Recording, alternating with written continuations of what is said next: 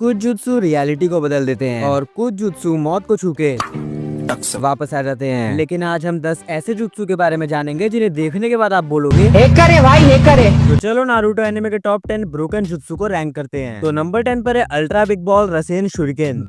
हाँ, ये इसका नाम है। याद करने के लिए एक बार मेरे साथ बोलो, अल्ट्रा बिग बॉल रसेन शुरिकेन। अब जितना बड़ा इसका नाम है उससे भी बड़ा इसका कारनामा है। इस जुत्सु को नारुतो ने सास्के के अगेंस्ट अपने फाइनल बैटल में यूज किया था और इस जुत्सु को यूज करने में कुरामा का चाकरा, नारुतो का चाकरा और सेज मोड से मिला नेचर एनर्जी सब खत्म हो गया था। मतलब तुम सोच सकते हो कितना चाकरा लगता है इसको यूज करने में। और इस जुत्सु से डिस्ट्रक्शन इतना होता है कि पूरा विलेज सिर्फ एक बार में गायब हो सकता है। लेकिन ये जुत्सु तो नंबर 10 पर है, तो सोचो आगे कैसे कैसे जुत्सु होंगे। नंबर 9 पर है क्रिएशन ऑफ ऑल थिंग्स। अब ये जुत्सु सुना सुना लग रहा है पर याद नहीं आ रहा है ना, तो चलो मैं तुमको याद दिला देता हूँ। जब सेज ऑफ सिक्स पाथ्स का अंतिम समय आ गया था तब उन्होंने 10 टेल्स की ताकत को 9 अलग अलग क्रिएचर्स में कन्वर्ट कर दिया था और जिस टेक्निक से उन्होंने ऐसा किया था उसको बोलते हैं क्रिएशन ऑफ ऑल थिंग्स। अब तुम सोचो 10 टेल्स की ताकत इतनी होती है कि पूरा प्लेनेट भी खत्म हो सकता है उसकी ताकत से, और ये जुत्सु इतना खतरनाक है, इतनी बड़ी ताकत को उसने किसी वेपन में कन्वर्ट कर दिया, इसलिए ये जुत्सु नंबर 9 पर है। तो नंबर 8 पर है आमातरासु। तो तुमने आग तो बहुत देखी होगी और शायद दो लोगों के बीच में लगाई भी होगी। मजाक कर रहा हूँ, वो जो भी हो वो तुम जानो, लेकिन ऐसी आग तुमने कभी नहीं देखी होगी। आमातरासु ऐसी ब्लैक फ्लेम्स है जो तब तक नहीं बुझती जब तक उसका टारगेट पूरी तरह से खत्म नहीं हो जाता, और आमातरासु के ब्लैक फ्लेम्स एक्चुअल आग को भी जला सकती है। इसीलिए तो ओबिटो ने इताची को कहा था